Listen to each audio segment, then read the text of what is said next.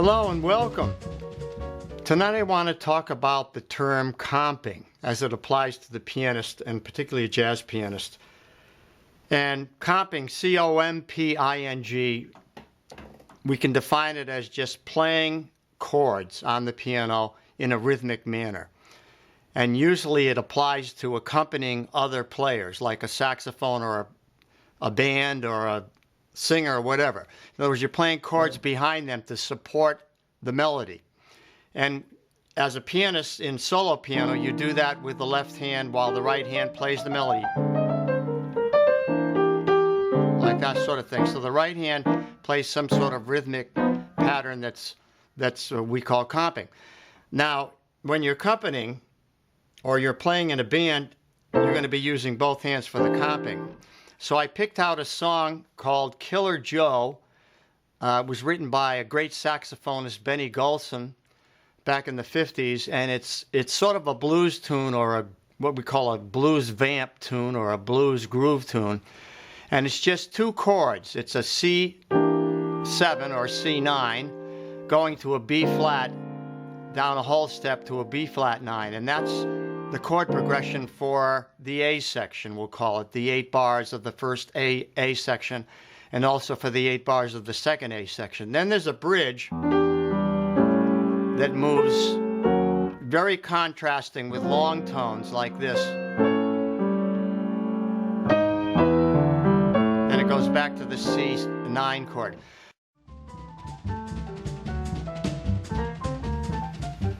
I'm going to play a song for you called Killer Joe and talk about comping later on. And in this case, I'm going to play the melody, so the comping is going to be in the left hand, but I'm going to talk about comping with two hands.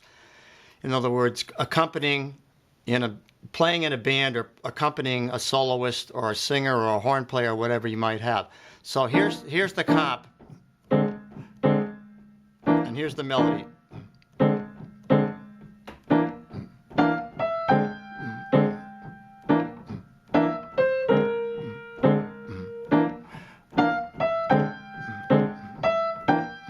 See, it sounds kind of bland without the bass, so I can play it like this maybe.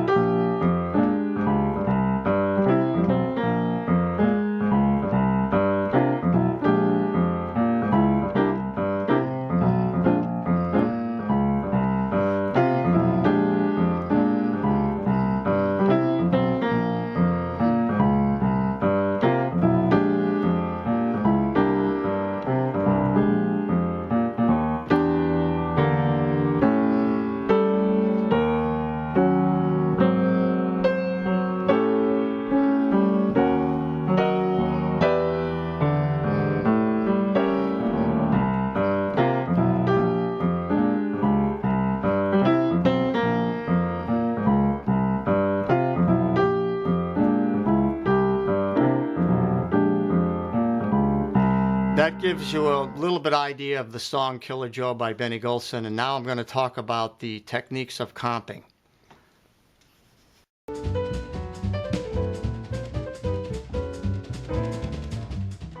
So what I want to talk about now is what we're doing on that A section mainly, which has the comping feel to it, and that is a vamp. And a vamp is just a repeating rhythmic pattern, and in this case it's a pattern that goes like this.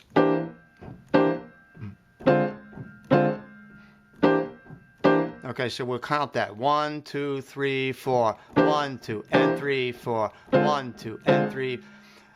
To understand any kind of rhythm, you always have to count it. You have to count it as evenly as possible. So it's 1, 2, and 3. So it's 1, 2, and. You see that second chord is coming in on an upbeat. Otherwise it would sound like this.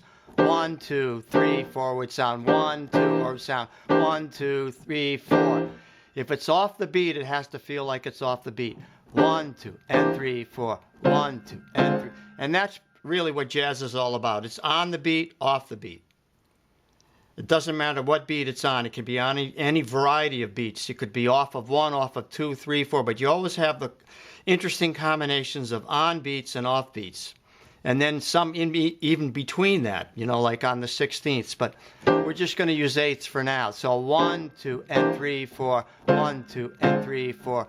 So if we set this to a metronome, now you can pick any tempo you like. I picked this one as a good, what I would call this a slow groove or a slow medium groove. And it would sound like this. We'll count it, that's the 2 and 4. 1, 2, 1, 2, 3, 4. 2 and 3, 4. 1, 2, and 3, 4. So you want to practice that to see if you can do that with a metronome for this song. So that's what's happening with the groove. Now we'll continue, but I want to talk about this particular vamp and how it's voiced and the rhythm. The first beat is on 1, the second, we're just doing a 2-beat pattern here, vamp pattern. So it's 1, 2, and. Okay, so it's downbeat of 1, upbeat of 2. So that's it. Now we can do 4 varieties of that. We can do both short notes like this, or we can do 2 longs like this, like this.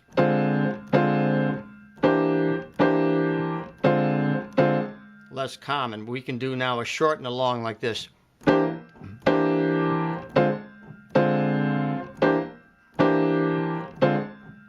So you see the short one is short, it's staccato, and the long one is held. The fourth type would be the long short like this, like that.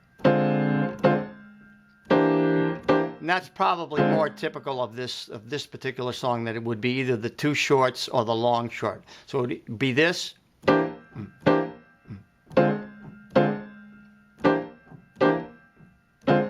it'd be this, long short. Now you want to start with that, and the voicing you can see is 3rd, flat 7, 9. Then I add the 5th here and the root here. So I'm playing a rootless chord. The root would be played by a bass player like this. And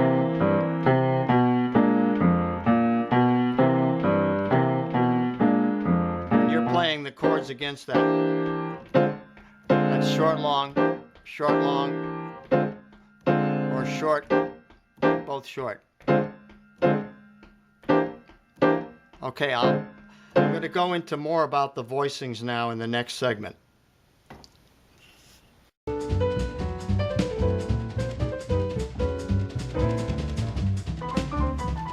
Continuing now, I want to talk about the voicings for comping. And there's 3 or 4 different combinations of voicings you can use. The one I used to start with was this. Now that's a rootless voicing here, 3rd, 7th, 9th, 5th, and then the root here, like that.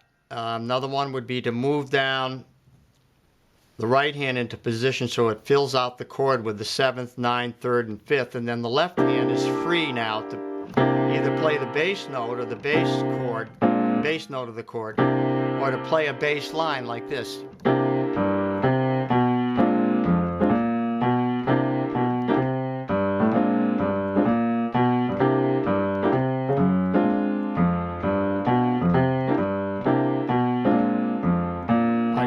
That sort of thing. So that's the second voicing. The third voicing now would be to move everything up higher, do an inversion of the rootless chord, go from this is a first inversion, maybe go up to a third inversion, and then up here add maybe an octave or octaves, and then a 5th like this.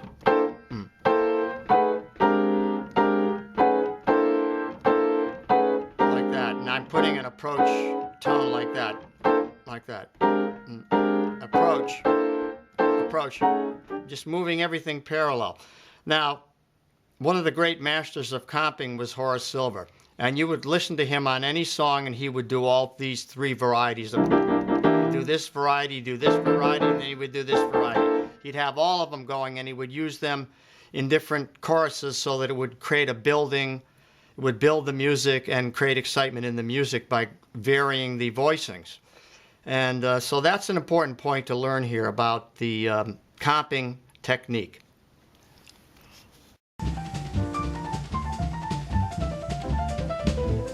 I want to wrap up by saying this is just an introduction to comping.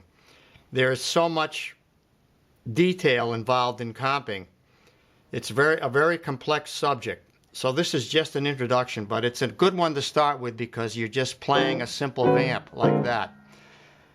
You know, when you get into more complex songs that have lots of chord changes, now the comping becomes more random. But all the time you want to be aware of the rhythm, that the rhythm should be important. The voicings are important, and you want to have good flow within the comping.